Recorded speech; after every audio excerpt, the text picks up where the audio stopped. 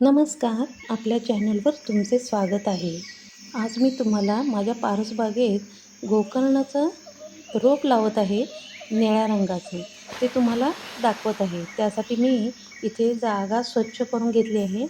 हे जास्वंदाचे कलमी रोप आहे. एक 2-3 रोपं मी आणून लावली आहेत. ही तुळस किती सुंदर आली आहे पहा. इथे हे तुळशीचाच प्रकार आहे. त्यामुळे ऑक्सिजन चांगला मिळतोय, त्यासाठी मी हे इथे लावलेलं आहे.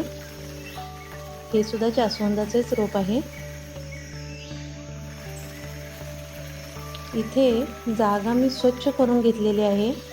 आता इथं कुदळीच्या साहाय्याने इथे खड्डा खणत आहे. 1 फूटभराचा खड्डा काढलेला आहे. गोकर्णाच्या रोपाला भरपूर असा सूर्यप्रकाश आणि चांगला निचरा होणारी माती आवडते. त्यामुळे रोप लवकर वाढते आणि भरपूर फुले देते. गोकर्णाचे फूल दिसायला जितके सुंदर असते तितकेच फायदेशीरही आहे.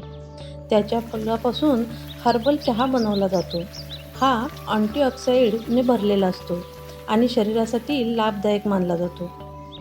इथे मी त्याची प्लॅस्टिकची जी पिशवी होती ती काढून या रोपाला जो खड्डा काढला आहे त्यामध्ये ठेवून त्याची माती थोडी सोडवून घेतली आहे, जेणेकरून त्याची मुळं ही त्यामध्ये छान पसरली जातील. अशा पद्धतीने इथे मी रोप ठेवलेलं आहे. त्याच्या बाजूची जी माती आहे ती मी यावर घालत आहे व कडेनं असे प्रेस करायचं आहे, जेणेकरून त्याची मुळे तिथे छान रोवली जातील. सूर्यप्रकाश आणि चांगला निचरा होणारी माती आवडते. त्यामुळे रोप लवकर वाढते आणि भरपूर फुले देते.